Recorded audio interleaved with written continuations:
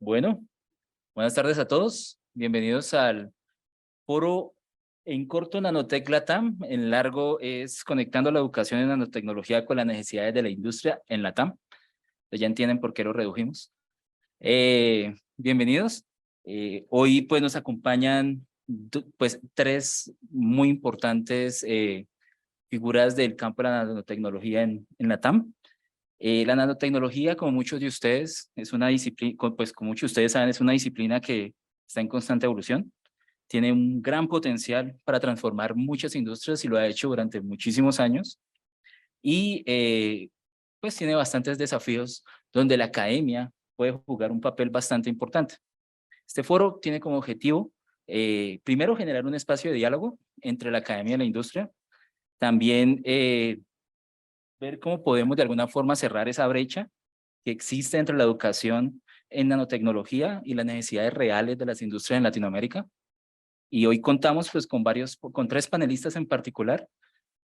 Son líderes de opinión en este campo y pues quiero darles las gracias por acompañarnos. Los invito a que nosotros vamos a dar unos espacios más adelante para que participen activamente con sus preguntas o con sus inquietudes dirigidas al panel. Y pues nada, el objetivo es y seguirá siendo impulsar la nanotecnología en la región. Hoy pues voy a arrancar presentando a nuestros invitados. Vamos a arrancar con Andrea Romero. Ella es la directora de investigación, desarrollo e innovación de Carboquímica.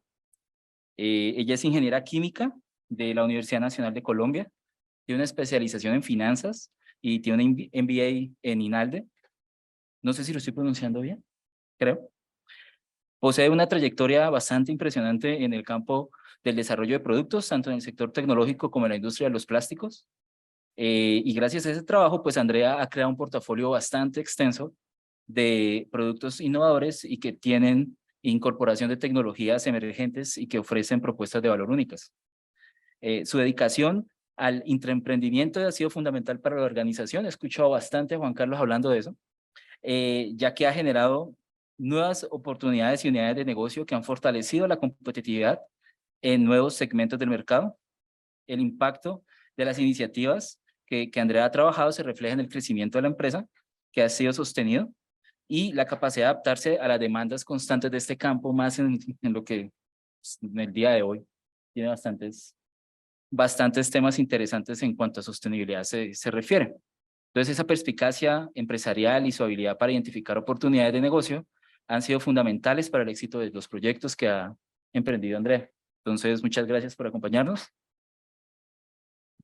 También nos acompaña Misael. Misael Silva está conectado allá, mira, ahí lo pueden ver en la pantallita. Él es el líder del ecosistema de innovación en Latinoamérica para Merck. Es profesional en ciencias biológicas, tiene una maestría en microbiología con un énfasis en virología y tiene un MBA en inteligencia competitiva. Él ha trabajado y trabaja en varias áreas como ventas, marketing, investigación y desarrollo, enseñanza, gestión de proyectos, gestión de innovación, emprendimiento. Parece que trabajar en la Universidad de los Andes. Las experiencias laborales dentro de la industria de las ciencias de la vida le han permitido evaluar y respaldar proyectos y nuevas oportunidades de negocio, principalmente en áreas como pruebas diagnósticas en el mundo de atención, nanotecnología, soluciones sostenibles y medicina de precisión. Más recientemente ha trabajado para apoyar y construir un ecosistema de innovación que permite transferir de manera más fácil todo lo que se hace a nivel académico al sector privado. Y por eso es que vamos a escuchar bastantes cosas interesantes por parte de Misael. Y last but not least, profesor Juan Carlos Cruz, es profesor asociado del Departamento de Ingeniería Biomédica aquí en la Universidad de los Andes. Durante el doctorado desarrolló una nueva plataforma para la inmovilización de enzimas para abordar los desafíos en biocatálisis en medios no acuosos.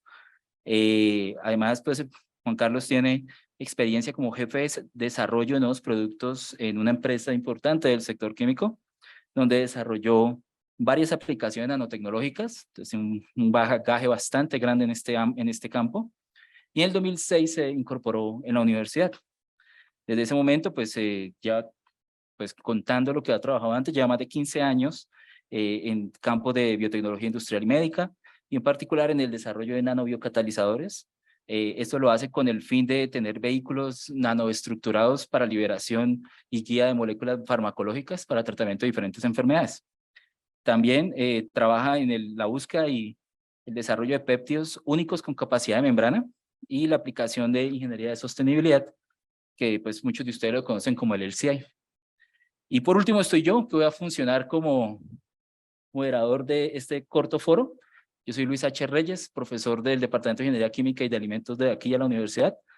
Y pues no voy a hablar mucho de mí, solo voy a contarles que trabajo también en temas de nano y biotecnología.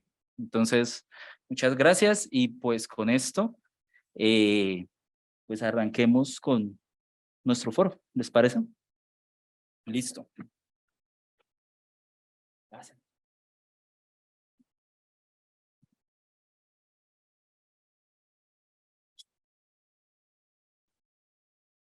Misael nos escucha bien, ¿cierto? Sí, los escucho bien. Ah, bueno, perfecto. Entonces, queremos arrancar este pequeño conversatorio con una pregunta para usted, Misael. Entonces, Mm, eh, queremos saber un poquito acerca de la experiencia de Merck y de la perspectiva de ustedes como empresa. Entonces, esta pregunta es bastante corta, es ¿cuáles son los principales avances y los desarrollos recientes en la nanotecnología en Latinoamérica? Y todo esto, pues, desde la visión de ustedes, desde Merck Latam. Bueno, yo he preparado algo para ustedes, entonces que se quiere que yo comparta mi pantalla o solo lo contesto las preguntas para No, empezar. no, no, por supuesto, puede compartir, ya estamos habilitando, ya está habilitado, parece. Listo, sí, claro, por supuesto.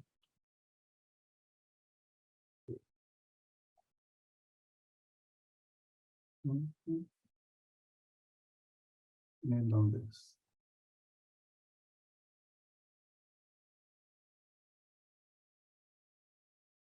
No, no.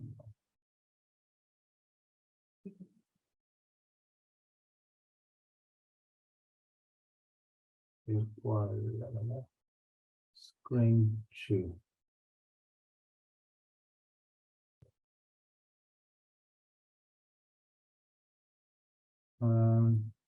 ¿Se ve en pantalla? Perfecto. Sí. Sí, perfecto. Vale. Antes de contestar su pregunta, yo he preparado este par de slides para explicar un poco cómo Merck trabaja innovación el mundo y cómo eso toca Latinoamérica. No sé si todos están al tanto de que nosotros tenemos más de 350 años de historia. Empezamos en 1668 como una botica. Por obvio, con esa edad, no, si nosotros no fuéramos una compañía innovadora, ya no estaba más en el campo, ¿no? Entonces, esa es lo importante de la innovación. La innovación siempre prepara para el futuro que es imprevisible. Acá hay un poco de nuestra historia, desde que empezamos en 1668 hasta ahora. Nosotros acá, yo estoy a representar el negocio de Merck Life Science, pero nuestro grupo tiene 3 unidades de negocio, ¿no? Trabajamos con electrónica y trabajamos también con farma. Entonces, esos son los 3 unidades de negocio. Y lo que hacemos en Life Science es básicamente soluciones para investigación y desarrollo que incluyen nanotech y también soluciones de control de calidad en la industria. Y ese es un tema que vamos a discutir hoy, ¿no? Cómo controlar la calidad de productos nanoestructurados. Es algo que aún está en discusión a nivel global y cómo nosotros podemos en academia y también en la industria apoyar esa discusión. Eso solo para que sepa en Merck Life Science cuántas unidades tenemos alrededor del mundo de presencia directa. Acá en Latinoamérica estamos en estos países con nuestras unidades de fabricación y también de representación comercial. En la área de innovación, ¿cómo nosotros apoyamos la innovación? Y cómo acá podemos hacer este avance en los programas de innovación y nanotecnología. Tenemos acá cuatro programas que yo quería acá comentar con ustedes. Todos ellos están ahora disponibles para aplicación. Tenemos un award de Alfred Bader, que es uno de nuestros fundadores, específico para área de química, que incluye ahí nanosíntesis, donde nosotros premiamos ahí jóvenes investigadores que tienen ahí ideas innovadoras en la área de química, que entonces son invitados a presentar sus trabajos en este Chemistry Innovation Symposium que ocurre en septiembre. Entonces, si alguien tiene interés, yo voy a compartir los enlaces al final para ustedes para que se pueda ascender a estos programas. ¿Vale?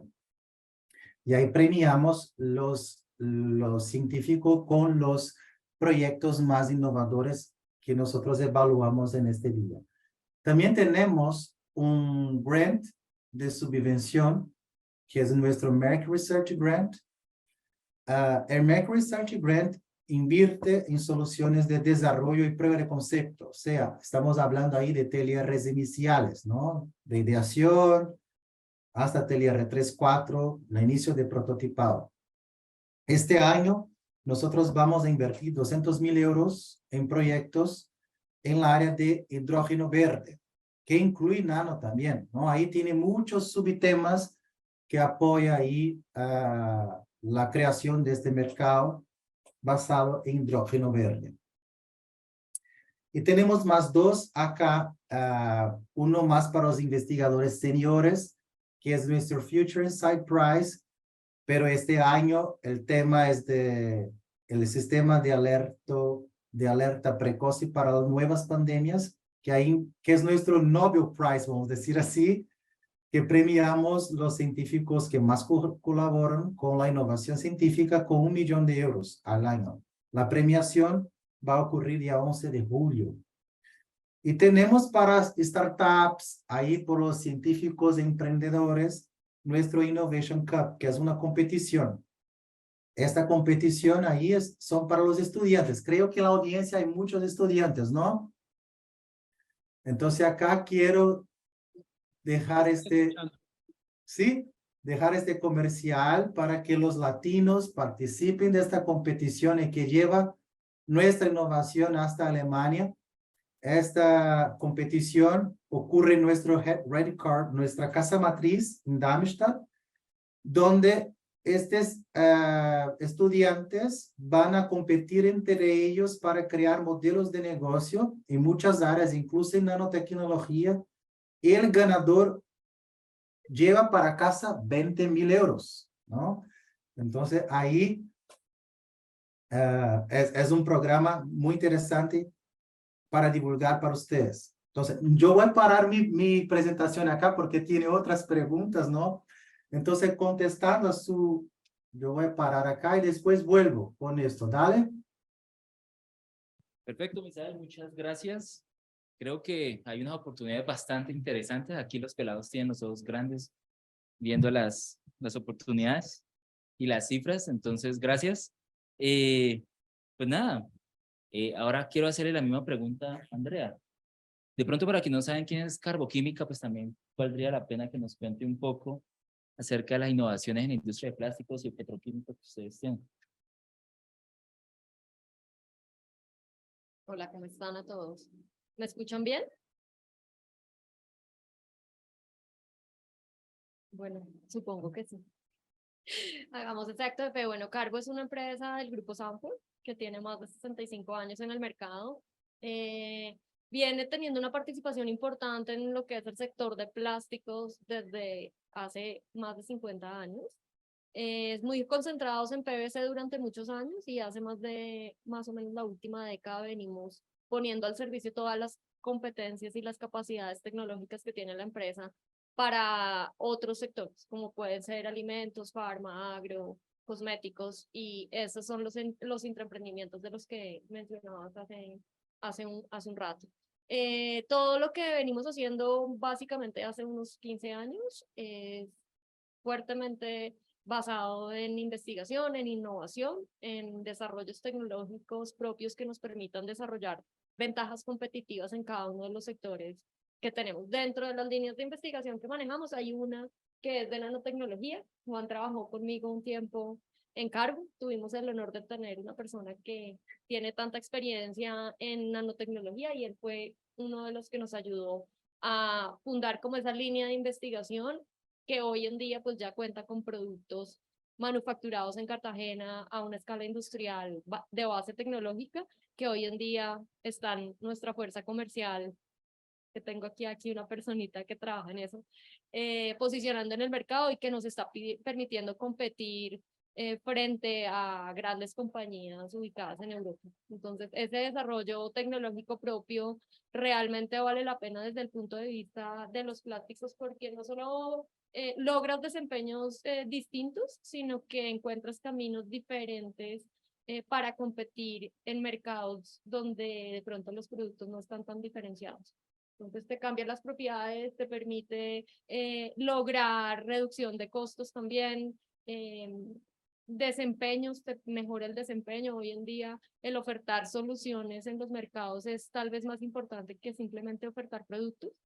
Y la nanotecnología es uno de los vehículos que te permite jugar con esas propiedades de los polímeros existentes, e incluso de nuevos polímeros también, de toda esa línea de nuevos plásticos que vienen naciendo, cómo lograr mejorar las propiedades que de pronto no tienen esos plásticos hoy en día, esos nuevos plásticos de pronto más orientados a ser biobasados o más eco-friendly, cómo lograr que las propiedades que se necesitan realmente se alcancen.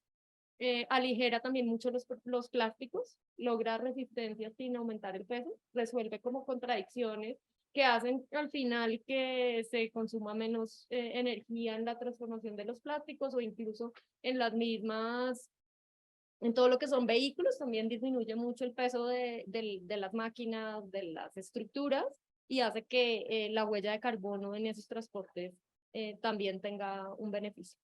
Entonces es una herramienta tecnológica muy interesante que nos va a llevar a nuevos materiales, o materiales con nuevas propiedades, y a partir de esos materiales seguramente que vamos a encontrar usos diferentes y vamos a poder ver una evolución, digamos, de lo que han sido los plásticos históricamente, que hoy en día están tan cuestionados.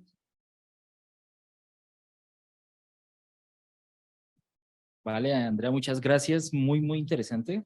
Hay unas perspectivas bastante interesantes respecto a estos nanomateriales. Pero cuando nosotros hablamos en su momento con Juan, cuando se creó este foro, estuvimos conversando un poco en que la idea es cómo nosotros como universidad podemos ofrecer alternativas a estas empresas en educación y en formación de profesionales. Entonces, le quiero hacer esa pregunta a Juan. La pregunta es bastante sencilla, en realidad es bastante larga, pero es sencilla, y es, digamos, ¿cuáles son los desafíos que enfrentarían, basado en lo que ya hemos escuchado de Carbo y de Merck, en términos de educación en nanotecnología? Estas empresas, ¿cuáles son los desafíos que digamos que nosotros como universidad deberíamos solventar? ¿Y cómo pueden, digamos, abordarse de una forma efectiva? ¿Qué oportunidades y beneficios podría haber entre la colaboración entre la academia y la industria en este campo? Bueno, pues habiendo estado, como lo mencionaba Andrea, pues también siendo parte de los equipos de trabajo en la industria y ahora desde la academia, pues uno sí nota que hay como una brecha. Y esa brecha es, nosotros pensamos mucho desde el lado científico en hacer cosas que por supuesto tienen una aplicación, pero que no necesariamente están empujadas por los mercados. Son empujadas más por la tecnología. Entonces, lograr ese balance entre la tecnología y lo que los mercados necesitan, creo que es clave. Entonces, es muy importante que los programas que hagamos a futuro tengan el input de las personas que están en la industria, como Andrea, como Misael, con esa experiencia, y nos guíen un poco en el diseño de qué deberían tener los programas para que esa brecha, digamos, a futuro se pueda cerrar y que lo que hagamos desde acá, desde la academia, pues pueda efectivamente potenciar esos desarrollos de los que hablaban tanto Andrea como Misael en distintas vertientes de la nanotecnología y con aplicaciones en distintos tipos de productos. Solo así creo yo que es posible que a futuro seamos capaces desde acá, desde Colombia, continuar desarrollando cosas que sean lo suficientemente competitivas en los mercados regionales y globales. Como señalaba Andrea, ya hoy Carbo, por ejemplo, es capaz de producir una serie de productos que pueden ser aditivos para algunos de los plásticos que utilizan otras empresas para manufacturar sus productos, demostrando que es posible hacerlo acá. Eso es muy importante. Carbo demostró, después de una década de trabajo probablemente, que eso es posible y que muchas cosas que pensábamos impensables hace esa década, pues hoy son posibles. Y hoy tenemos, además de todo, un montón de jóvenes que reciben instrucción en este campo, acá en los Andes y en otras instituciones en Colombia y en Latinoamérica, que podrían aportar a ese desarrollo, ¿no? Entonces, ahí es que buscar las avenidas para que esas dos cosas no continúen desarrollándose por rutas distintas, ¿no? Sino llegar a los acuerdos para que eso ocurra. Vale, Juan, muchas gracias. Y eso me hace a mí pensar un poco que voy a hacer la pregunta, Andrea. Yo creo que voy a cambiar el libreto un poco porque voy a hacer la pregunta. Eh, no, digamos, él hablaba un poco de las brechas y que necesitamos encontrar esas rutas que nos permitan converger las necesidades de la empresa y digamos, lo que nosotros como centro de investigación y educativo somos, que también es ciencia básica y es ciencia aplicada y entender un poco el funcionamiento de las cosas. Entonces, digamos, ¿cómo considera usted que podríamos cerrar esas brechas? En el sentido de nuestros programas aquí en la universidad, ¿qué deberían fomentar a un profesional en este tema para que sean personas competitivas en el ámbito laboral afuera en una industria como carboquímica? Está buenísima la pregunta y difícil a la vez. Y te voy a responder por qué. Yo creo que la labor de la universidad de formar personas y generar esquemas mentales capaces de analizar y generar ese proceso, digamos, de tomar una persona que termina un bachillerato, requiere que tenga unas competencias básicas y luego unas especializadas, ¿cierto? Y si bien la industria necesita que se resuelvan muchos problemas reales, y los problemas reales actuales son tremendamente complejos, ¿sí? Entonces yo creo que la brecha sí se va a cerrar, pero yo creo que ustedes deben continuar con su proceso de formar a las personas aprendiendo desde cosas más sencillas e ir complicándolas hasta que seguramente al final de sus carreras o cuando ya están en la maestría empiezan a tener como ya esa habilidad para enfrentar problemas complejos o digamos que enmarcan diferentes disciplinas y que requieren que esa expertise y ya esa capacidad y esa estructura mental que ya tiene una persona que ha trasegado la ruta del aprender en la que ustedes son expertos y que todos sabemos que pues no, a uno no le pueden enseñar lo más difícil de primeras, tiene uno que tener como ese proceso, creo que ese proceso lo deben respetar. Creo que una de las tentaciones más grandes que pueden tener y que creo que llevarían a un error muy grande es pretender que una persona que todavía no ha sufrido por lo menos unos básicos del proceso se enfrente a solucionar cosas complejas de la realidad, ¿no? Yo creo que hay momentos educativos que deben ustedes proteger y luego cuando ya tengan ciertas competencias empezar a vincularlos en equipos que trabajen sobre problemas reales. ¿Cómo interactuar entre la academia y la industria?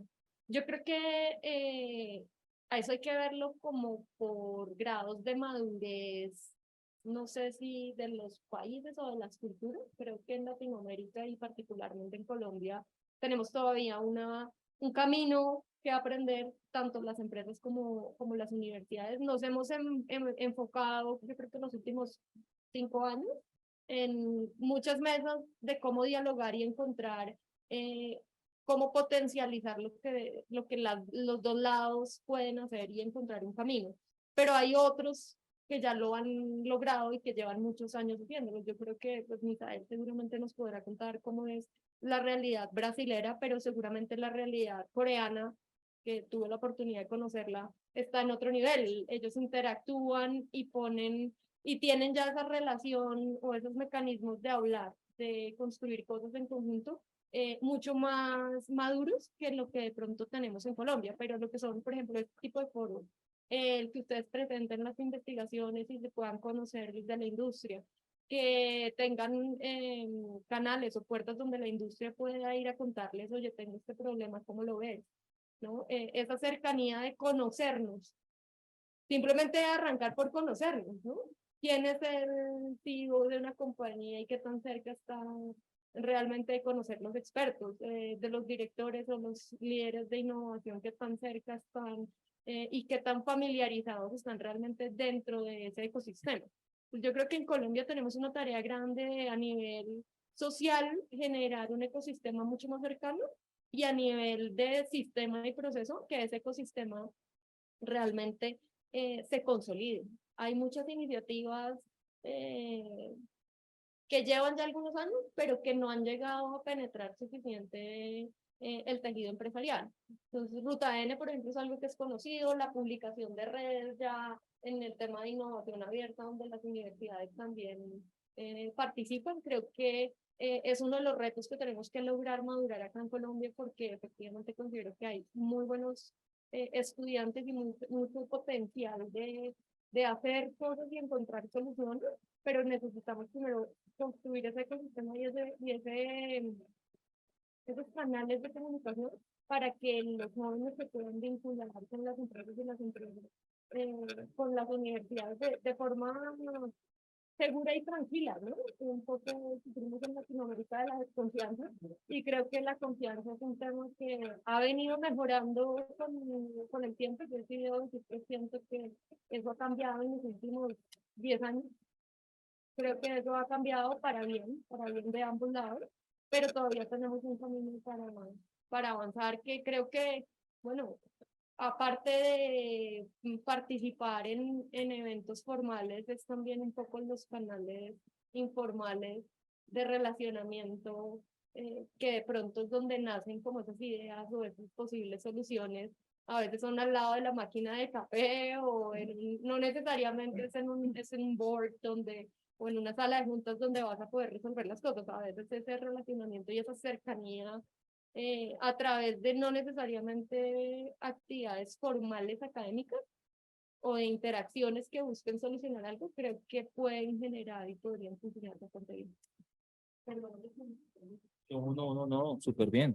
Muchas gracias. Y de hecho, pues quisiera hacerle a Misael la misma pregunta, ya que pues Andrea nos contó un poco la experiencia aquí en Colombia y cómo ha venido evolucionando esta interacción. Pero sí quisiera saber, Misael, usted que digamos tiene una visión a nivel Latinoamérica, pues estos desafíos como tal, mejor dicho, ¿cuáles son los desafíos que los estudiantes que pretenden ir por este camino de la nanotecnología en Latinoamérica deberían cursar?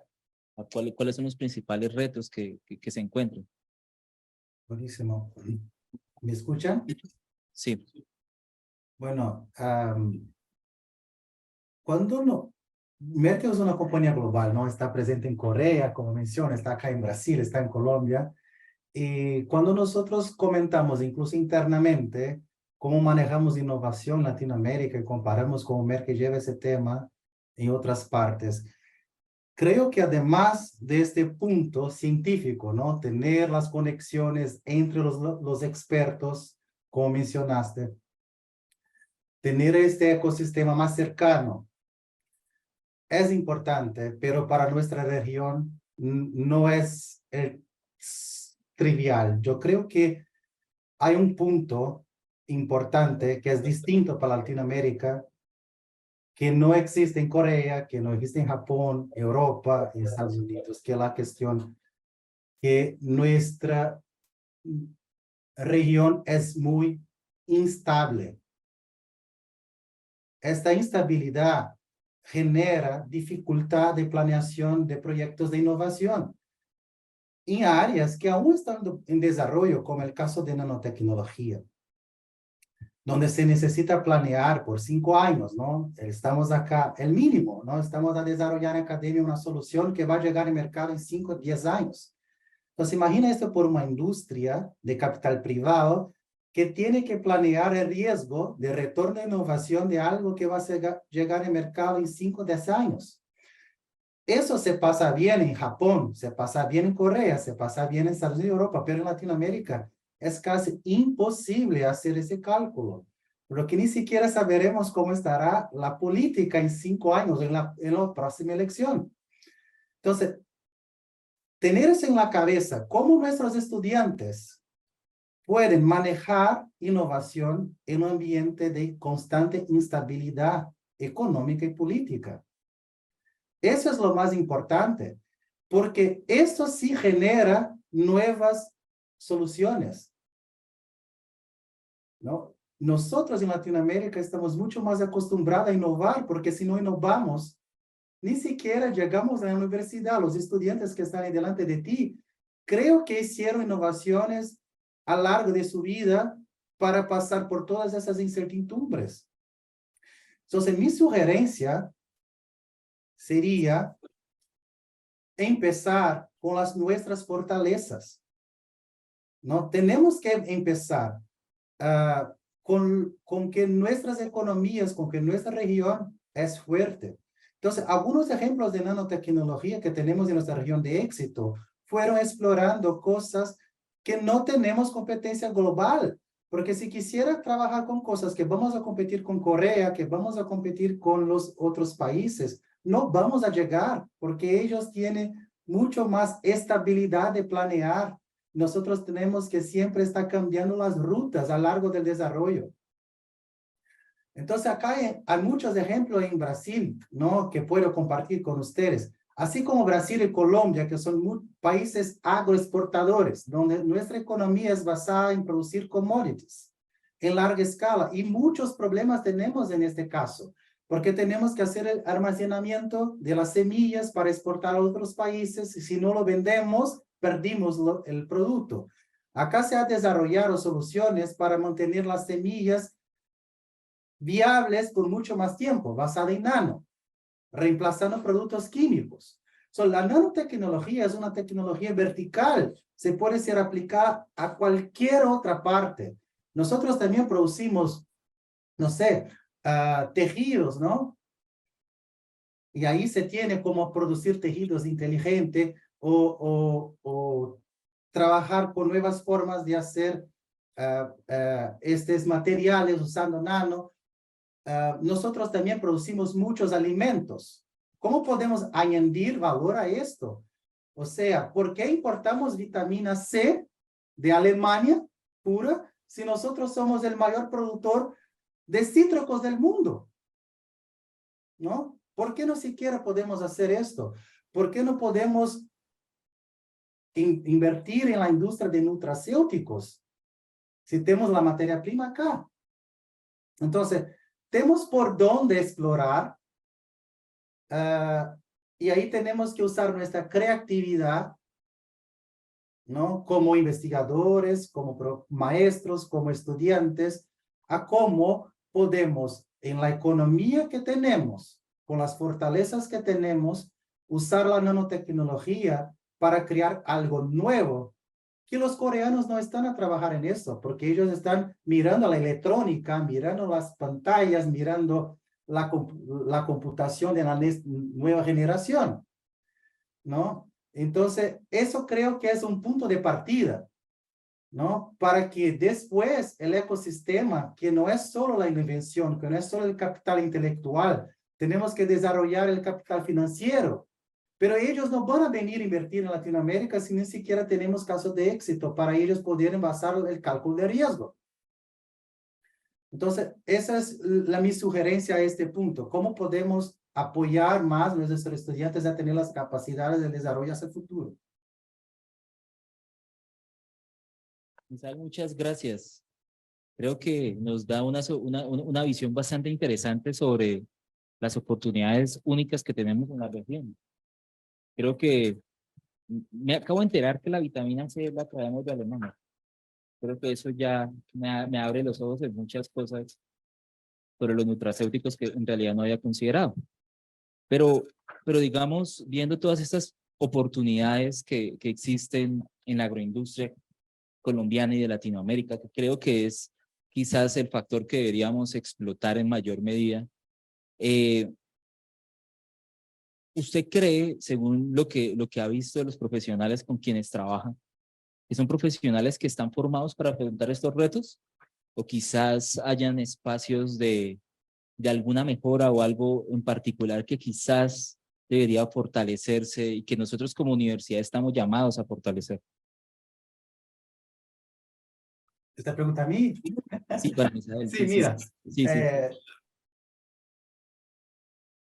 En términos de contenido científico, Latinoamérica es capaz de generar nuevas soluciones, ¿no? Entonces se mira los papers científicos que nosotros tenemos en el área de nano.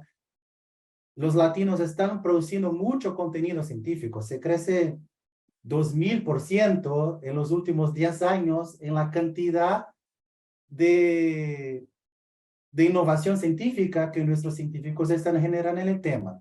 Pero cuando tú miras la cantidad de patentes o licenciamientos de patentes que estas mismas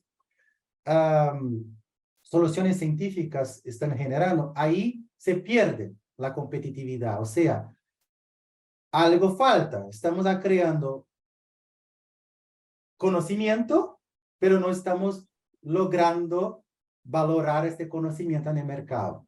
Entonces, creo que uno de los puntos que podemos añadir a la formación de los estudiantes es los que nosotros llamamos de Market Product Fit. ¿Lo que es eso? ¿Cómo nosotros podemos mirar al mercado una oportunidad de desarrollo comercial? Está allá, es un espacio de mercado que nadie explora. Y con este conocimiento que ya tenemos científico, se desarrolla la solución. O sea, al revés. Yo busco en el mercado el problema, uso mi conocimiento y ahí genero la solución. Y de ahí se va a tener startups, spin-off, obvio, para que se tenga ahí los instrumentos comerciales para explorarlo. Otro punto que nosotros podemos trabajar a los estudiantes es lo que llamamos de pensar global, pero actuar local. ¿Lo que es eso? Nosotros, los estudiantes que hacen posgrado, estamos acostumbrados a hacer parte de nuestra formación al exterior. Vamos a Europa, vamos a Corea, vamos a Estados Unidos a hacer parte de nuestra formación. Y después volvemos a nuestros países, ¿no? Para desarrollar este contenido que nosotros aprendemos hacia afuera. Pero muchas veces, lo que hacemos cuando regresamos, mantenemos el mismo modelo de investigación que aprendimos del exterior, pero no se aplica a nuestra realidad. Entonces queremos explorar microelectrónica en Colombia, por ejemplo, ¿no? Porque algo que nadie lo explora, pero microelectrónica, algo que tiene product market fit en Colombia o en Latinoamérica, probablemente no. Entonces, ¿cómo podemos adaptar esto al mercado global para que nuestros estudiantes puedan ahí explorar oportunidades que ya están allá? Creo que ahí se pueden hacer un camino. Muchas gracias, Micael, por esta respuesta y creo que es súper interesante. Que discutían en la mesa alrededor de estos insights tan importantes que me hace querer preguntarle otra vez a Andrea.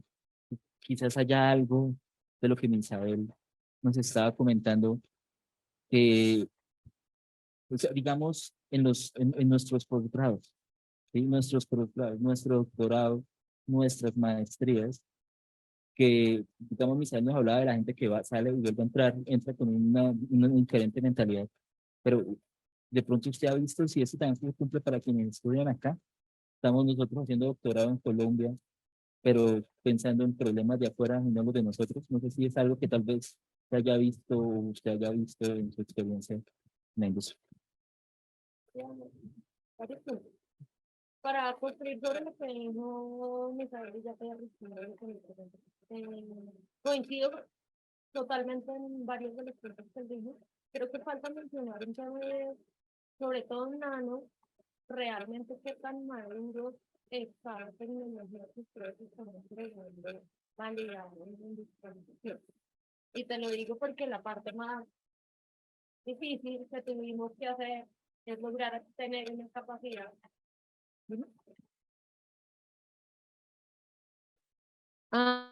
Tener la capacidad de poder realmente convertir eso, esa idea o esa solución que puede estar bien orientada al mercado, hacerlo industrialmente viable para tener competitividad en ese mercado.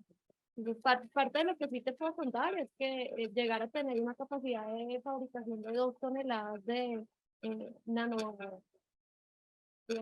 ingredientes en Cartagena, tal vez de lo más complejo que tuvimos que hacer y tal vez donde nos sentimos menos acompañados y donde siento que hay un vacío grande en las universidades, es realmente dedicarse a estudiar eso, cómo se industrializa, cómo realmente logras dar ese paso de quizás una escala intermedia a una escala industrial y que eso realmente sea viable, fácilmente adaptable, que haya claridad frente a los equipos, a los consumos.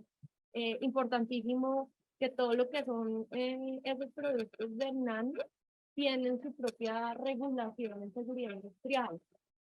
Cómo hacer esos ajustes, cómo realmente que el estudiante comprenda esos otros aspectos que debe tener en cuenta cuando está desarrollando su proyecto o cuando está proyectando cómo es que eso se va a producir a escala industrial. Eso tal vez es algo que no me mencioné, Isabel, que me parece que por lo menos en nuestro caso, en lo que fue la industrialización de la línea nano, sentimos que tuvimos que hacer algo de incluso ensayo y error porque parecía no, digamos, todo el mundo está concentrado en, venga, ¿cuál es la estructura que vamos a hacer? ¿Cuál es la modificación superficial que vamos a hacer? ¿Cuál es el efecto que tiene ese ingrediente dentro de la matriz polimérica o dentro de la aplicación que tiene? Y parecía que no nos habíamos preguntado algo de cómo lo vas a industrializar, cómo vas a lograr el consumo energético, cómo vas a manejar esos tamaños, cómo vas a garantizar ese manejo frente a la exposición de la gente a esos polvos nano. Es conveniente que sean tan pequeños y te empiezas a encontrar con unas contradicciones que de pronto no se abordan o no son tan técnicas o científicamente interesantes, pero que para que realmente la nanotecnología se vuelva una realidad en las industrias en Latinoamérica, creo que deben empezar a contemplar esos cuestionamientos. Y frente a lo que me preguntabas de nuestros doctores, bueno, parece que yo ya estoy muy mayor, entonces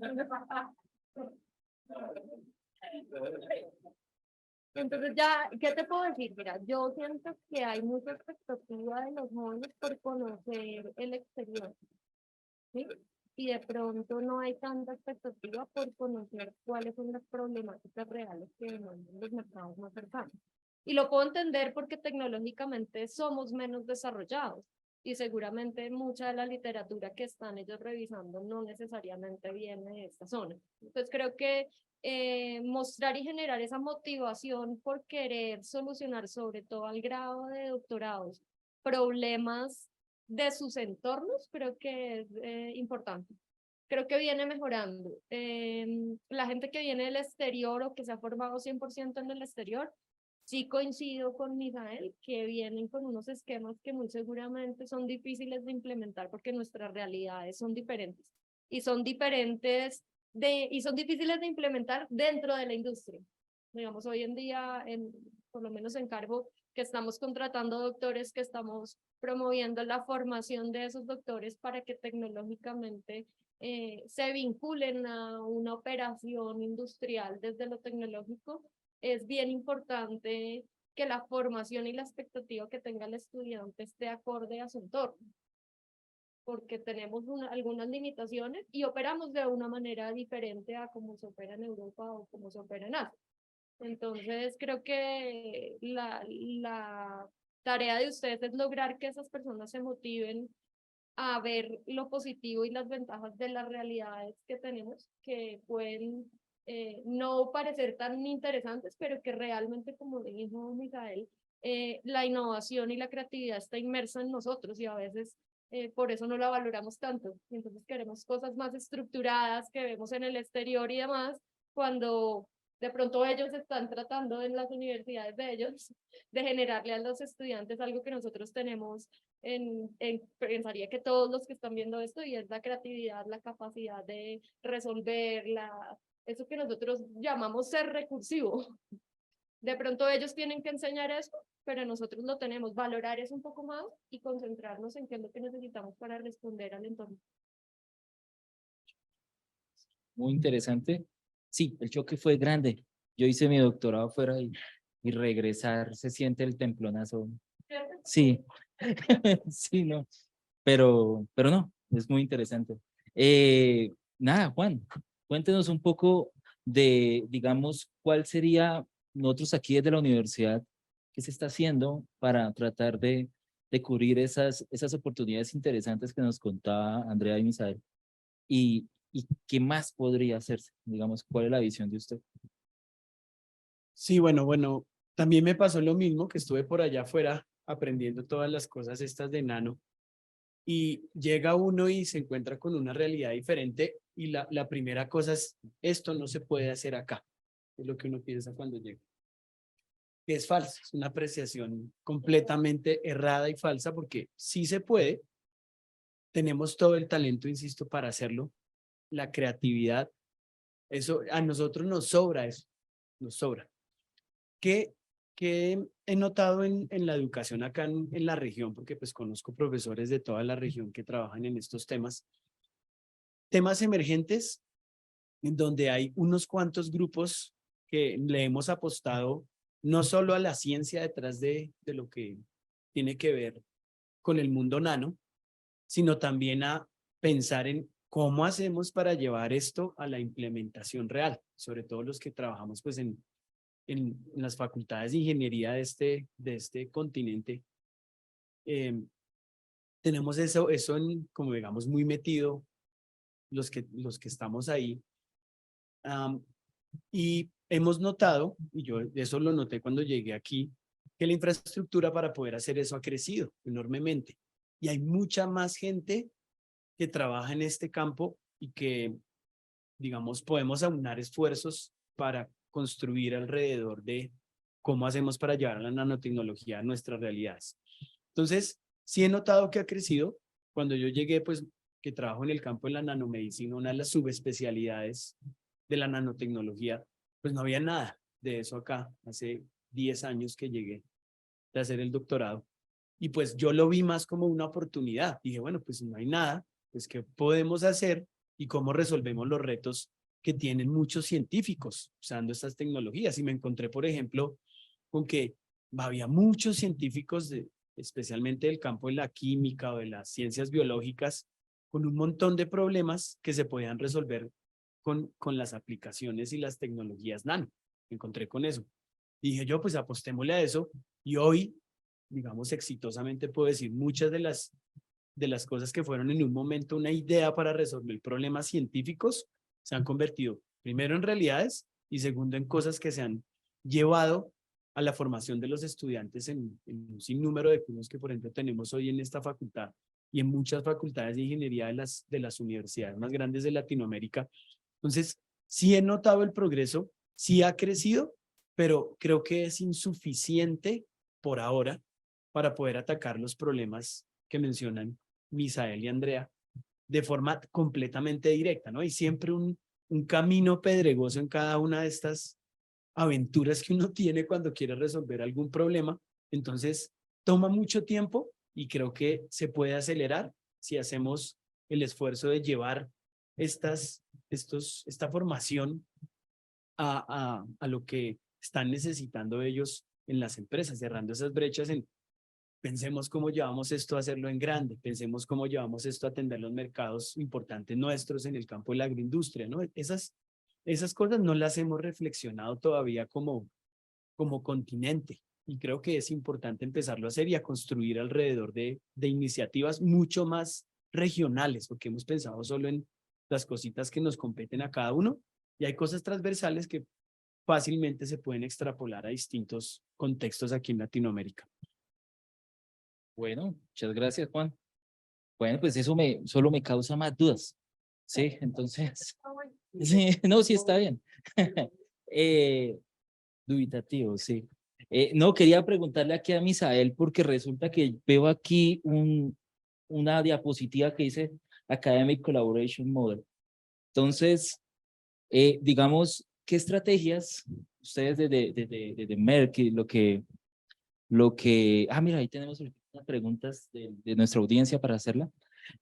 Digamos, desde Merck, ¿qué iniciativas o qué estrategias han utilizado para fomentar participación activa con estudiantes en proyectos, en prácticas relacionadas con nanotecnología o que puedan tener impacto con las organizaciones? Me imagino que parte del Academic Collaboration Model va en esa dirección. Dale, gracias por la pregunta. Nosotros en Merck Life Sciences lo que tenemos como misión, ofrecer las herramientas para que los científicos puedan avanzar con sus proyectos en nanotecnología. Entonces, si mirar lo que nosotros ofrecemos, acá son las principales áreas que tocan nanotecnología, ¿no? ¿Cómo podemos tener la diversidad de opciones de materiales para que se pueda probar las ideas y para que se pueda hacer los prototipos? Para así, ahí mirar si tiene o no probabilidad de explorar comercialmente esta solución. ¿No? Allí son algunos ejemplos, son miles de soluciones. Solo que muchas veces, solo con nuestros científicos internos, no tenemos cómo alcanzar la diversidad de opciones, de materiales que los científicos necesitan en muchas áreas de nano. Entonces nos asociamos a los científicos para que ellos puedan desarrollar y avanzar estos materiales y nosotros ponemos en nuestro catálogo de ciencia de materiales. Ese es un ejemplo donde nosotros trabajamos con la academia para desarrollar nuevos materiales. Esos son de tinciones base de grafeno. Ese material fue hecho por el profesor Mark Hampson. Ya está disponible en nuestro catálogo. Tenemos otros. Acá en Latinoamérica, mi papel como gerente de innovación es justo buscar oportunidades de proyectos de academia para traer a nuestro catálogo global. Acá en Brasil estoy a trabajar, por ejemplo, con 2 startups. No puedo compartir cuáles son porque aún está en términos de confidencialidad, pero también en el área de grafeno, nosotros estamos a validar estos grafenos. Un de estos grafenos es hecho en desecho de botella PET, o sea, es un grafeno green, que queremos tener opciones sostenibles también para nuestros clientes de nanomateriales. El otro también es un grafeno, pero para uso especial en microelectrónica, para hacer sensores de wearable devices, ¿no? Entonces tiene que tener propiedades físico-químicas distintas y son startups de Latinoamérica. Este es un ejemplo. El otro ejemplo de colaboración, tenemos nuestra revista de divulgación científica, donde invitamos científicos para que ellos puedan escribir sobre un tema de interés en nano. Entonces, llama Material Matters. Tú puedes bajar esto en nuestro website. Y si quieres escribir un contenido en nuestra revista, también está disponible. Invitemos a recién 2 científicos de Latinoamérica, uno de México y otro de Brasil, para participar de nuestra próxima edición. Y hay una manera, como dijeron, ¿no?, de conectar a los expertos de la región, ¿no?, para que ellos puedan compartir ahí su conocimiento. Entonces, si quiere, también puede hacer suscripción allá para recibir las nuevas ediciones. Además de eso, es decir, ¿cómo inserimos academia en la ecosistema de innovación, porque es decir, que para innovar no es suficiente el contenido científico, solo el conocimiento. El conocimiento es parte del proceso de innovación, pero no es todo. Necesitamos tener ahí otros entes que participan del proceso de desarrollo en este ecosistema y conectarlos, para así tenemos éxito que esas soluciones de academia lleguen al mercado. Aquí están los principales participantes del ecosistema de innovación. ¿Cómo Merck puede apoyar esto? Eso no es novedad, ¿no? Todos que trabajan con innovación conocen esto que nosotros todos llaman de valle de muerte. O sea, cuando tenemos una nueva idea en academia y queremos llevarla al mercado, muchas mueren en el camino. No, casi nada llega acá en el mercado. Eso se pasa en todo el mundo, ¿no? Incluso en Estados Unidos se pasa también. Muchas ideas mueren porque no tiene ahí todos los requisitos para exploración comercial. En Latinoamérica eso es muy peor, ¿no? El valle es mucho más profundo. Entonces, ¿cómo nosotros podemos entonces trabajar para que este valle no sea tan profundo? Entonces, creamos acá en Merck Latinoamérica, es una área que yo manejo, el concepto de ecosistema de innovación privado, donde queremos ahí apoyar y acelerar esas soluciones. Empezamos en 2020, seleccionando las áreas que queremos apoyar, después creamos un hub de prototipado, yo voy a mostrar el detalle, hasta que llegamos en este año con toda la jornada de innovación. ¿Y cuál es el potencial de mercado de Latinoamérica en las tecnologías nuevas? Ese es un trabajo de McKinsey, que es una agencia de marketing intelligence globalmente reconocida de Estados Unidos, donde basado en datos de publicaciones científicas, de puestos de patentes, licenciamiento, capital de riesgo, ¿dónde están las nuevas tecnologías? Esas son las tecnologías que prometen ser las nuevas soluciones de mercado. En Merck nos interesa esta, que están acá, que yo puse esta caja morada.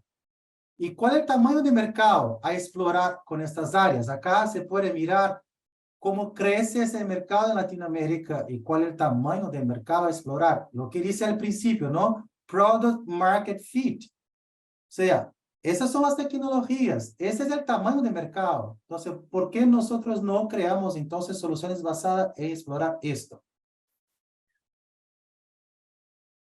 Eso es un ejemplo de cómo hicimos internamente, nuestra historia de éxito. Internamente nosotros creamos herramientas para explicar internamente a nuestros colaboradores de Merck cómo se trabaja esas tecnologías, pero también a nuestros clientes en academia, cómo trabajar y seleccionar los materiales y soluciones de protocolos para explorar esas tecnologías. Lo que nosotros llamamos acá de PDF interactiva, es un catálogo de interacción donde se puede manejar esas informaciones. Y obvio, por ser una compañía capitalista, miramos entonces el desarrollo de portafolio que está asociado a esa tecnología. Y se crece mucho más que crece todo el otro portafolio que no está involucrado a esa tecnología. Nosotros también trabajamos en proyectos de co-desarrollo, porque las compañías de Latinoamérica miran innovación como un riesgo muy grande, un costo alto. Entonces, si Merck comparte ese riesgo financiero con ellos, ahí sí ellos se sienten mucho más confortables de hacer su inversión, a hacer la validación de esta tecnología. Acá están algunos ejemplos que hicimos de transferencia de tecnología de proyectos académicos que nosotros llevamos hacia el mercado. Durante la pandemia hicimos, obvio, una prueba rápida para COVID Y recién hicimos acá el desarrollo para tratamiento de el diagnóstico de leprosis, que es la única prueba rápida del mundo. Incluso eso está ahora evaluado por OMS para llevar a África. O sea, es una idea académica que con el apoyo de Merck ahora se generó valor a la sociedad, ¿no? Se tangibilizó el conocimiento científico. Estamos a trabajar ahora dos nuevos prototipos que también son académicos, están acá en la fase del R4 y 6, pronto lo tenemos. Y otra cosa que también comentamos, ¿no? El conocimiento. Nosotros estamos a traer cursos que complementan el conocimiento que la universidad provee a nuestros alumnos. Son conocimientos que son importantes en la industria. Tenemos una plataforma de Learn, donde invitamos ahí muchos colaboradores de muchas áreas para traer ese conocimiento que la universidad aún no provee y que es importante para hacer ese desarrollo.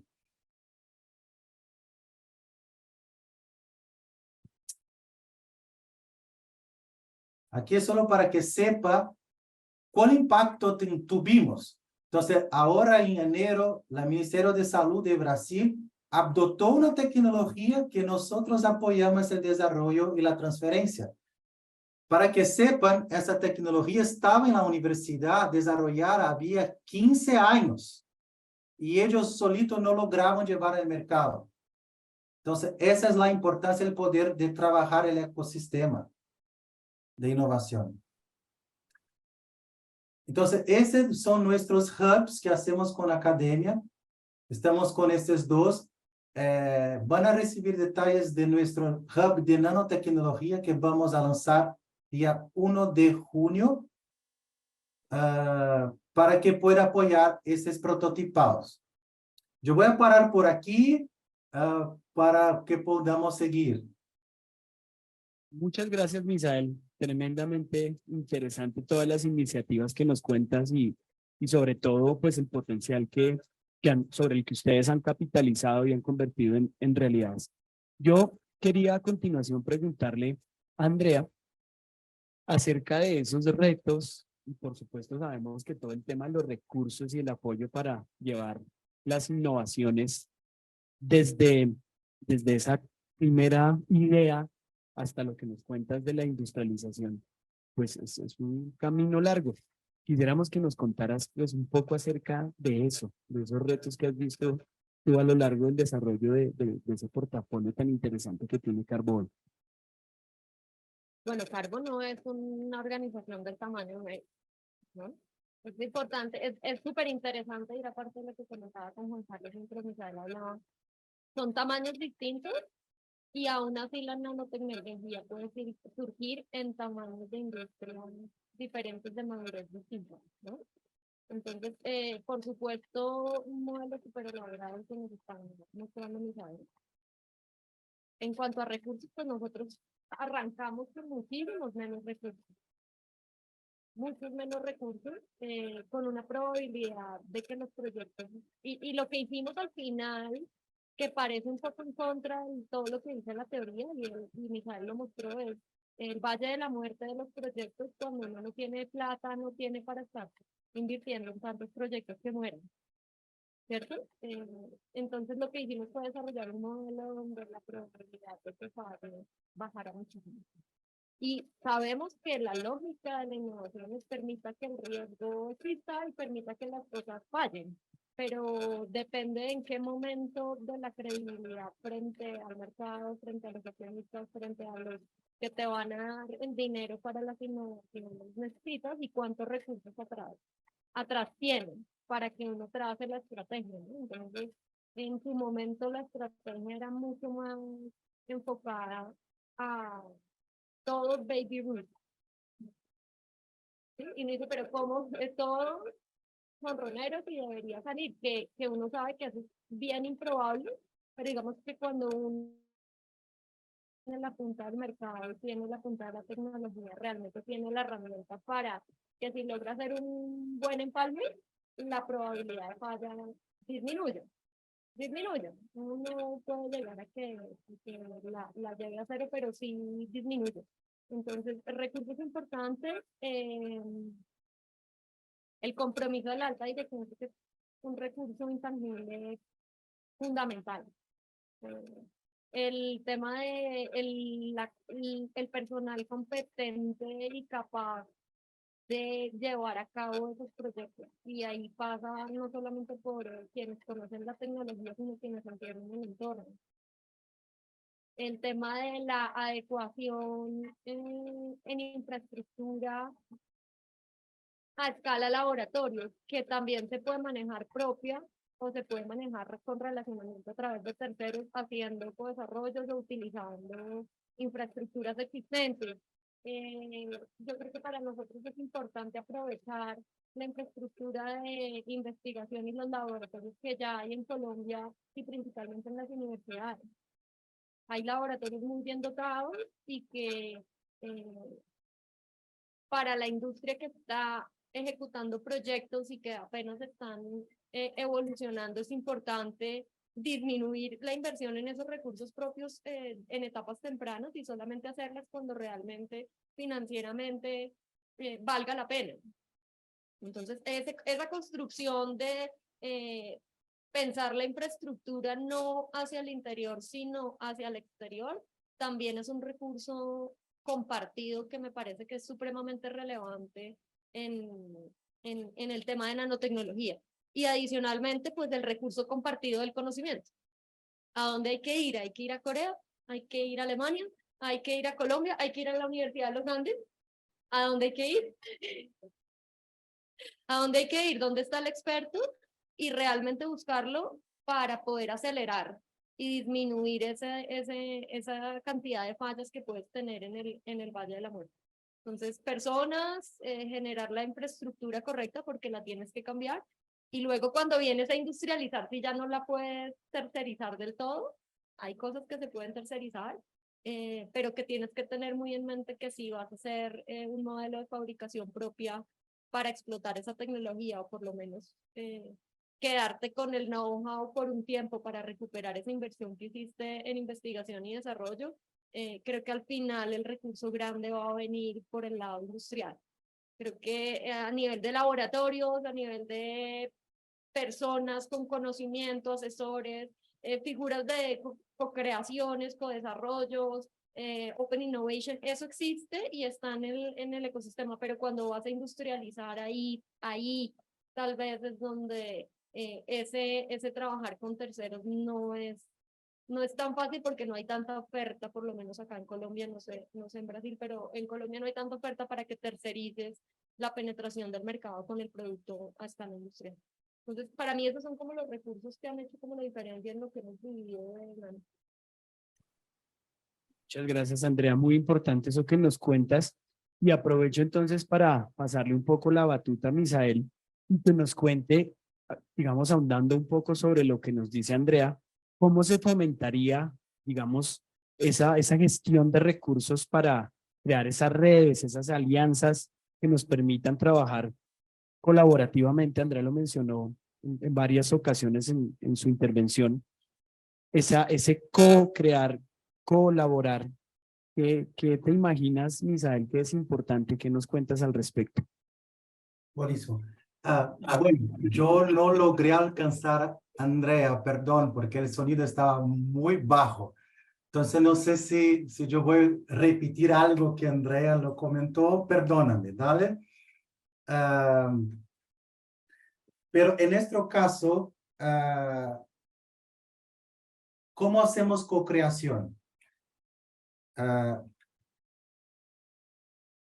De muchas maneras, ¿no? ¿Y por qué es importante para nosotros? Los recursos que manejo en mi área están involucrados al desarrollo tecnológico que genera después demanda por nuestros suministros, porque nosotros somos una industria que produce materias primas y materiales para que la industria lo produzca la solución basada en nano. Entonces, cuando yo invierto en un proyecto de desarrollo en nanotecnología, tengo que hacer este cálculo de riesgo y retorno de la inversión cuando esto llega en la fase industrial. Entonces, para eso tengo ahí muchas formas de co-crear, ¿no? Para garantizar ese retorno de la inversión en escala comercial. Yo no voy a pasar por todos porque no tenemos tiempo, pero tenemos soluciones en las fases más tempranas de desarrollo hasta la fase más avanzada de producción, como 100 mol, por ejemplo, o incluso el marketplace para poner esto en el mercado. Pero no tenemos tiempo para discutir punto a punto y después, si desean, tratamos de ese servicio de forma individual. En general, lo que hicimos para co-crear, la primera cosa es empezar la idea en la fase más temprana con cosas que mitigamos el riesgo desde el principio. Entonces, empezamos con una jornada de emprendimiento académico, que es enseñar a los científicos a trabajar de una forma con una mentalidad comercial. Y ahí traemos nuestra metodología para hacerlo. O sea, traemos potencial de mercado y con esto trabajamos ideas de desarrollo desde el principio, en las fases más tempranas. Después tenemos nuestro Insight Workshop, donde entonces trabajamos esta idea de una forma más profundizada. Conectamos esto con otros entes del ecosistema de innovación para validar con los industriales, con los financistas, si estamos en el camino correcto, ¿no? Y ahí sacamos este feedback. O sea, aquí estamos usando el Lean Startup Methodology, o sea, errar pronto y errar barato. Y con eso garantizamos que vamos a tener tecnologías de compleja, ¿no? Que es caso de nano, pero con menor riesgo de falla en la fase de TLR más avanzados. ¿Dale? Este es algún ejemplo de cómo empezamos. Esto es un Voice of Customer de la última que hicimos de la jornada acá para trabajar nanotecnología como una solución de ¿cómo se dice en español? De esterilidad no quirúrgica. O sea, ahora está disponible un grant privado para desarrollar soluciones basadas en nano de forma no cirúrgica para tratar animales en condiciones de calle, o sea, animales abandonados. O sea, ¿cómo se puede trabajar eso? Traemos esta idea para los científicos, dice, ese es el problema, trabájalo con el contenido, con las informaciones que tienen nano. Y ahí después vamos a tratar esto como un modelo de negocio que es nuestro expertise como una compañía privada. ¿Vale? Y es importante focar los recursos. En caso de Merck, no voy a hacer esto en toda nanotecnología, porque nanotecnología es un mundo gigante. Entonces, elegimos áreas de enfoque donde nosotros vamos a trabajar. Y esas son las áreas de enfoque que Merck provee soluciones, porque mi retorno de inversión que lo hago a esos proyectos solo se dará si eso genera demanda de nuestros suministros. Entonces, si es algo que no va a generar demanda de estos materiales, no hay inversión de Merck, ¿no? Entonces, aquí son 3 ejemplos. Trabajamos en el sistema de entrega nanocontrolado, en nanosensores, wearable devices y soluciones sostenibles basadas en nano. ¿Dónde desarrollamos esto? En co-creación. O sea, no hacemos solo, trabajamos en asociación, en partnership con la academia. Ese es donde va a estar nuestro Nanotech Innovation Hub, que es una área dedicada para avanzar el prototipado. ¿No? Porque la fase de ideación y prueba de concepto se hace en las universidades de Latinoamérica. El problema está después de validación de la prueba de concepto. Y es eso que nosotros queremos apoyar, avanzar con los prototipados de forma acelerada y validada, ¿no? Para disminuir este riesgo. Dale. Entonces, básicamente, lo que vamos a hacer allá son 3 cosas. Co-creación de proyecto, dividimos el costo de inversión. servicios especializados, o sea, cómo podemos proveer servicios con el contenido técnico que no tiene academia, o sea, porque no tiene los equipos o porque no tiene los expertos. Y generación de contenido comercial y científico.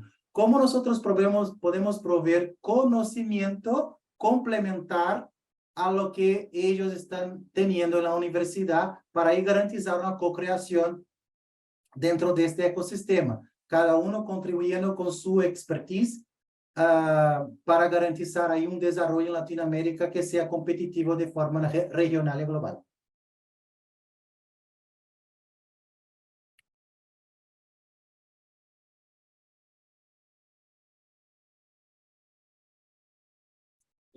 Listo, Misael.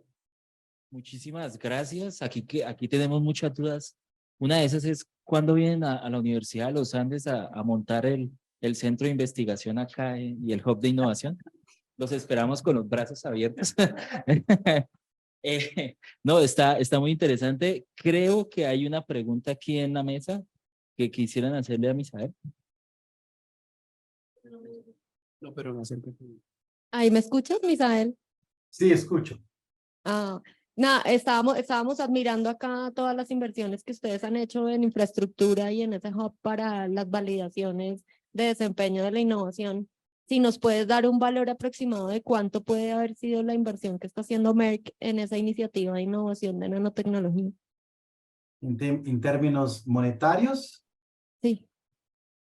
nosotros estamos invirtiendo acá 5 millones de euros para Ok. hacer este ambiente de prototipado y para los próximos 5 años, ¿no? Tener esta área disponible para todos los clientes de Latinoamérica. No es específico para Brasil, es para atender toda Latinoamérica, o sea, podemos ahí apoyar proyectos de co-desarrollo en toda la región. Vamos a empezar por Brasil, por obvio, para hacer nuestra prueba de concepto y después vamos a expandir esto regionalmente a los otros países de la región, empezando por México, Argentina, Chile, después llegamos ahí a Colombia. Ya. ¿Y esos 5 millones de dólares tienen una tasa de retorno a través de colocar innovaciones en el mercado o cómo lo están viendo? ¿O es un capital ángel inicial? Mira, nuestro retorno de la inversión se da de distintas maneras. La primera son proyectos de co-desarrollo que genera materiales de Merck, ¿no? O sea, invertimos en escala laboratorial para tener el retorno de la inversión en la escala comercial. Y por eso desarrollamos en conjunto con la industria. O sea, los proyectos que llevamos a ese espacio siempre va a tener Merck y una industria juntas desarrollando un proyecto con el contenido científico de academia. Y ahí traemos recursos a la academia, ¿no? Y ahí calculo el retorno de la inversión. Tengo metodología interna para hacer ese cálculo del retorno de la inversión. Las otras formas están involucradas a cosas de branding, de workflow, que son cosas y servicios, ¿no? Que ofrecemos complementarios a esta estructura. Ya. Chévere. Bueno, Misael, muchas gracias. Yo quería preguntarles a ambos, ya para ir un poco cerrando y para pasar a preguntas de la audiencia, acerca de, digamos, hoy ya ustedes nos han dicho que efectivamente las universidades pueden ser un jugador clave. ¿Cómo se imaginan ustedes esa interacción, digamos, para fortalecer lo que ocurre en sus organizaciones? ¿No? Hoy queremos ser un poco más claros y más tangibles en nuestras ofertas académicas, entonces pues nos interesaría conocer un poco más cómo se imaginan ustedes que debería ocurrir esa relación, y algo nos alcanzó a mencionar Misael acerca de ese hub y cómo están jugando las universidades, pero si nos cuentas un poco más de ese modelo, sería muy interesante para nosotros. ¿Empieza por yo? Sí, dale, Misael, tú primero y luego pasamos con Andrea. Ok, en nuestro caso tenemos muchos retos en el futuro, ¿no? El primero es que Merck tiene que reemplazar o tener alternativos de su portafolio de 300.000 productos con soluciones de bajo carbono, ¿no? Tenemos que ser una compañía sostenible. Imagina que en Life Sciences es un reto gigante. Solito no vamos a lograr tener reemplazos de químicos, por ejemplo, que ni siquiera existen sustitutos similares o equivalentes. Entonces, academia puede apoyar nosotros en ese sentido, complementar lo que nuestros centros de investigación y desarrollo internos están a desarrollar. Hicimos convenios globales para apoyarnos externamente con ese desarrollo. Globalmente tenemos un hub de innovación y desarrollo para este desafío interno de Merck en bioelectrónica que se queda en Shanghái, China, y tenemos un otro hub de innovación que se apoya con MIT, Universidad de Davis, con Clean Meat, o sea, carne de laboratorio, ¿no? Esos son temas globales que Merck está apoyando junto con los científicos a este desarrollo. En caso de Latinoamérica, ¿cómo los científicos pueden nos apoyar en esta área? Latinoamérica tiene gran ventajas en soluciones sostenibles porque tenemos ahí mucha diversidad y tenemos muchos científicos que trabajan en estos temas. Pero, ¿cuál es el reto? Uno, jurídico y legal.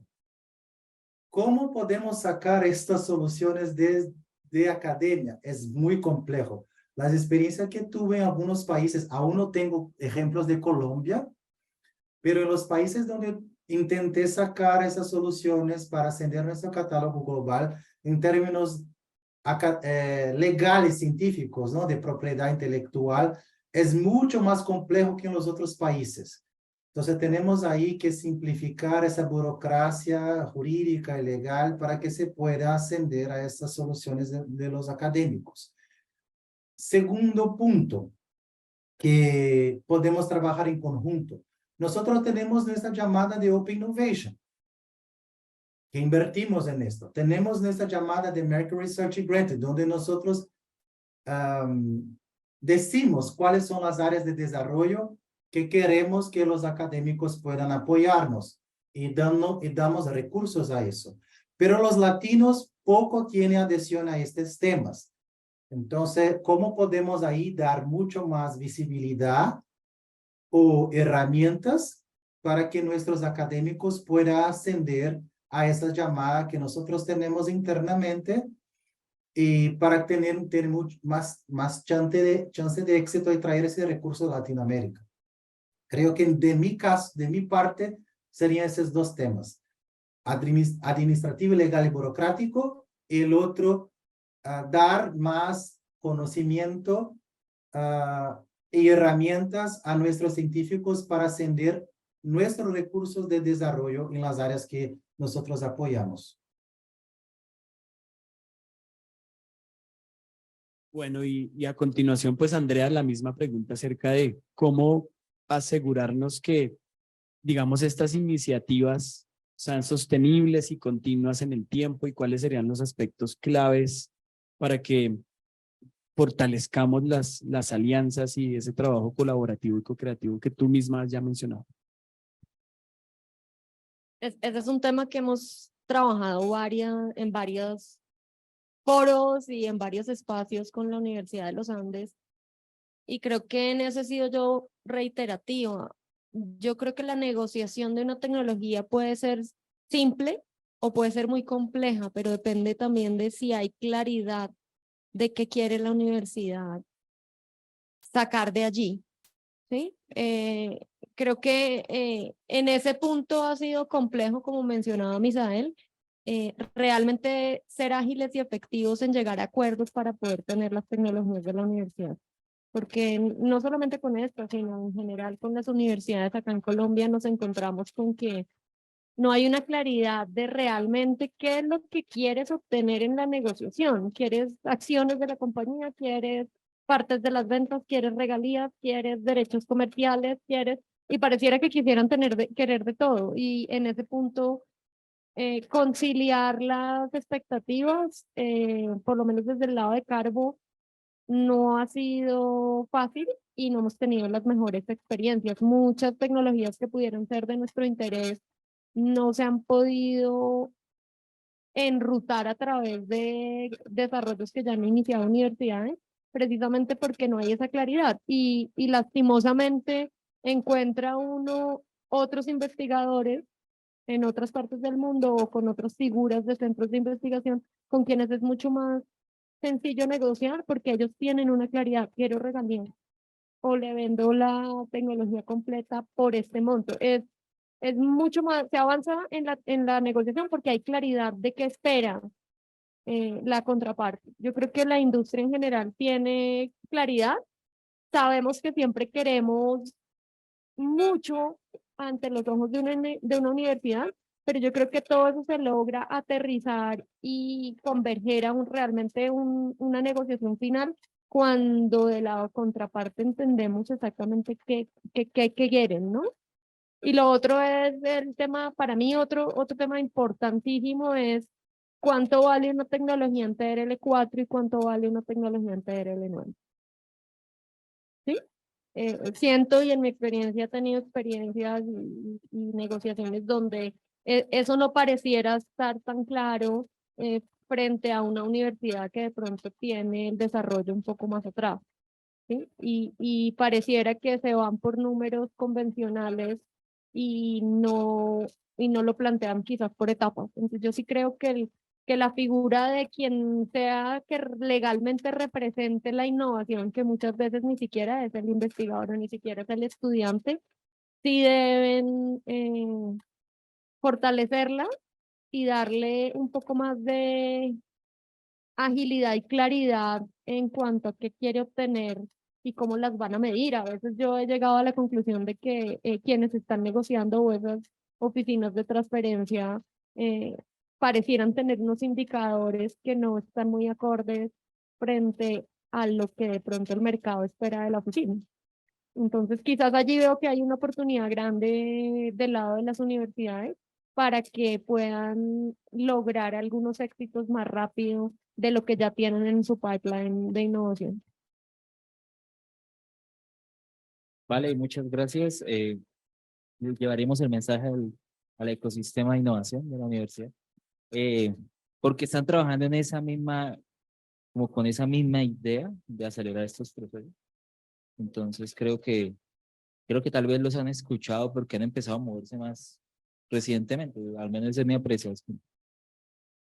Pues nada, yo quiero darle las gracias a nuestros dos invitados por todo el tiempo y por todos los insights, ¿cómo se dice insights en español? Todos los hallazgos que nos han, pues, que nos han mostrado y todas estas cosas interesantes de las que hemos hablado. Pero antes de hacer un cierre, quisiera conocer si nuestra audiencia tiene preguntas, si tiene algo que quisiera de pronto comentarle o preguntarle a nuestros invitados. Sé de una pregunta que está en el chat, que está dirigida a Andrea. Entonces, voy a empezar con esa pregunta y los demás pues pueden pensarla. ¿Sí?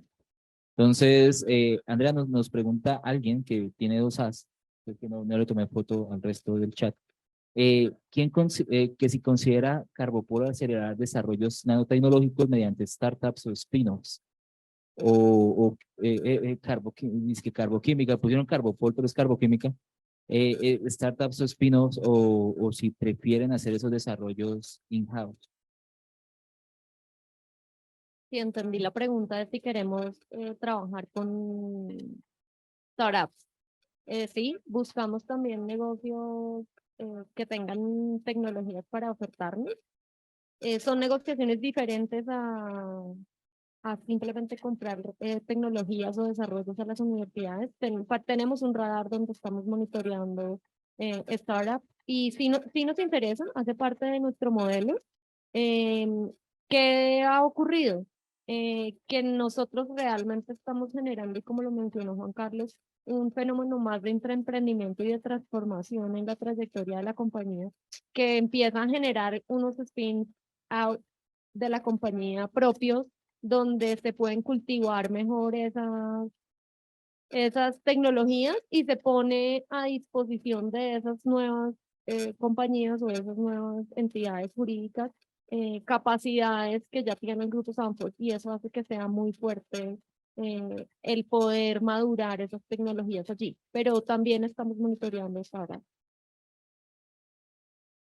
Bueno, muchas gracias y no sé si ya han pensado preguntas. Yo no sé si hay preguntas en el chat, ¿no? ¿Alguna pregunta de nuestra audiencia? Espéreme. No, más que una pregunta, quería agradecerles. Realmente me ha parecido muy, muy interesante. Se abren muchos temas aquí hacia adelante. Creo que lo más interesante que podría ocurrir sería algún tipo de colaboración continuada. Las dos empresas que están representadas en el panel, me parece interesantísimo esos dos extremos que están dialogando aquí con la universidad como anfitrión de la charla.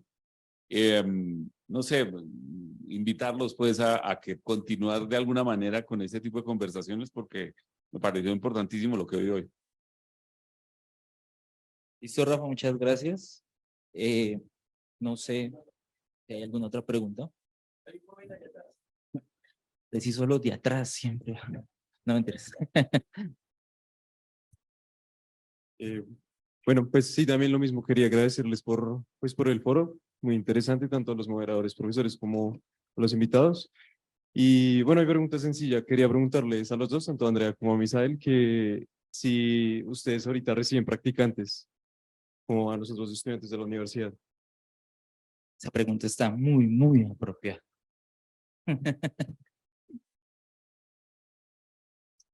Recibimos practicantes, sí, pero estamos más enfocados en darles una proyección laboral a los jóvenes. Entonces, para nosotros es más importante vincularlos con un empleo formal y cuando hacemos el proceso de selección realmente capturar esos talentos que pensamos que van a ser útiles a futuro para darles una carrera y un proyecto de crecimiento. Estamos más enfocados en eso que en las figuras de las prácticas. No todos los cargos requieren como como prerequisito haber hecho una práctica o tener experiencia laboral. Creo que nosotros desde el enfoque que tenemos de sostenibilidad social, ambiental y financiera, creemos que el potenciar y darle seguridad a los jóvenes laboralmente, sobre todo gente que tiene ese talento y esa inclinación hacia la tecnología, es muy relevante. Entonces, si bien con cierta frecuencia abrimos plazas para prácticas, realmente lo que estamos constantemente es haciendo una contratación de jóvenes investigadores y personas que están arrancando su carrera laboral para que empiecen con nosotros y ojalá tengamos casos como históricamente ocurre en Carbo de personas con 35 años de laboral en una compañía que arrancaron desde ser practicantes y llegaron a ser presidentes de la compañía. Muchas gracias, Andrea. La misma pregunta para Misael respecto a los practicantes. Sí, nosotros sí tenemos oportunidad para practicantes en mi área de innovación y otras áreas de la compañía. Las plazas están disponibles en nuestra página en LinkedIn. Entonces, quien lo quiera buscarme en LinkedIn, yo pongo las oportunidades. Yo pongo acá mi LinkedIn para ustedes buscarme después. Así, es por este nombre. Y allá ponemos las oportunidades, cuáles son la formación. Los practicantes tienen que estar en la graduación, estudiando. Y con lo mínimo 2 años de inicio, ¿no? Esa es una de las oportunidades que tenemos. Incluso va a tener una oportunidad ahí en mi área para hispanohablantes. Entonces, quédate atentos porque puede ser home office en cualquier parte, cualquier país para trabajar para Latinoamérica. El otro son los proyectos de co-desarrollo. También tenemos oportunidades para practicantes para proyectos específicos. Entonces también quédense atentos que ahí tenemos oportunidades de becas para proyectos de co-desarrollo específico que estamos trabajando en conjunto con la industria. No, muchísimas gracias, Misael. Aquí yo vi todos los muchachos tomando fotos, entonces probablemente le vayan a llegar mensajes en LinkedIn. Pero bueno, una pregunta para Andrea que nos hacen aquí en el chat, nos la hace Carol. Y la pregunta es que está revisando la página de Carbo y observa que tienen plastificantes. Entonces quería preguntar si podría darnos algunos ejemplos de usos en dispositivos médicos. Sí, claro que sí. Los plastificantes se utilizan en casi todos los objetos del sector médico que son flexibles, los objetos plásticos, y estamos hablando en específico de bolsas de sangre. Nosotros somos proveedores de plastificantes para Baxter, una compañía que hace casi, me corriges, Miriam, el 80% de las bolsas de sangre y de suero en Colombia. También se utilizan y para cambiar las propiedades mecánicas de los plásticos con los que se hacen todo el tema de los tubing, las mangueritas de venoclisis. Y bueno, aquí le voy a ceder la palabra a un experto que vino a acompañarnos de Carbo, que lleva muchos años vendiendo plastificantes.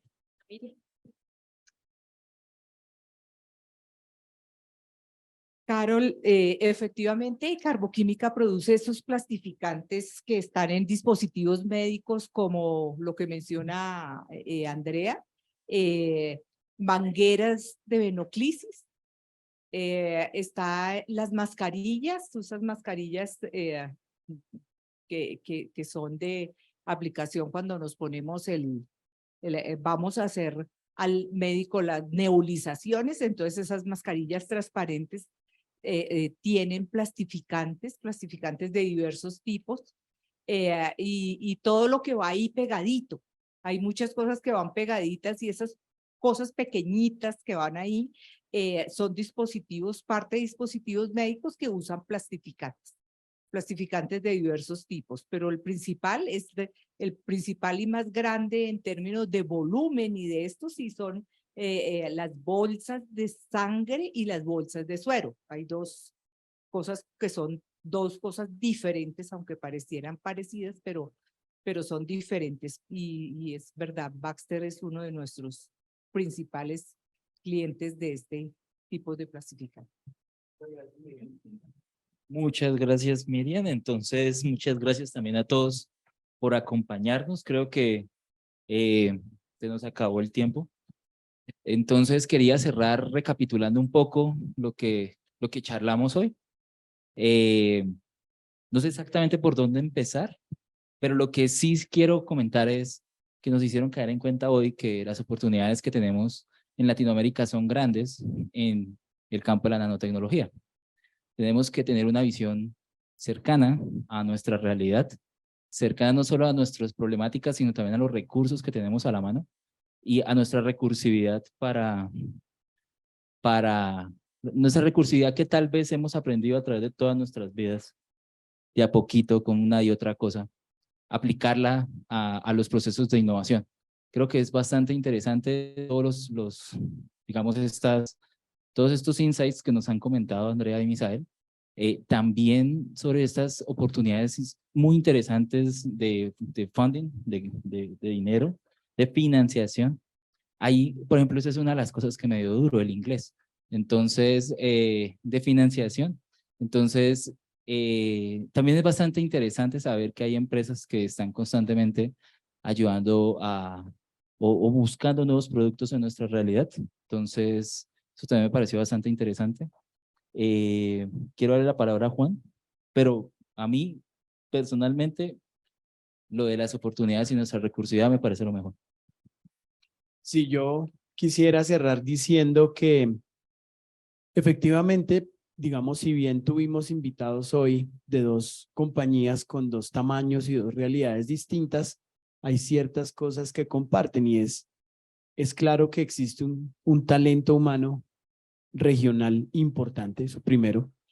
Dos, ya no somos en términos del desarrollo de conocimiento científico, digamos, alguien que no pudiera participar en los mercados globales con ese conocimiento.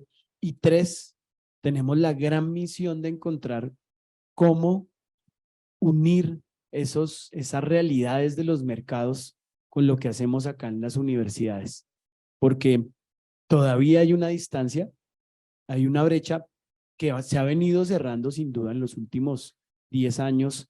La transformación de nuestra industria manufacturera y especialmente la que utiliza estos tipos de tecnologías emergentes ha sido notable.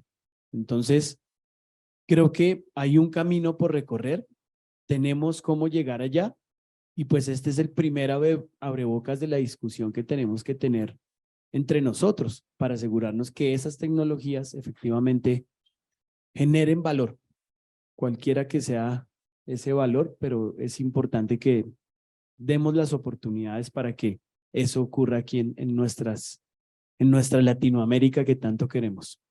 Entonces, pues, sin más, queremos agradecerles y despedirnos y agradecerle a Misael, que se conectó muy amablemente desde Brasil y asegurarle que estaremos en contacto, que tenemos muchas más cosas por hacer y a Andrea también por todo lo que nos trajo.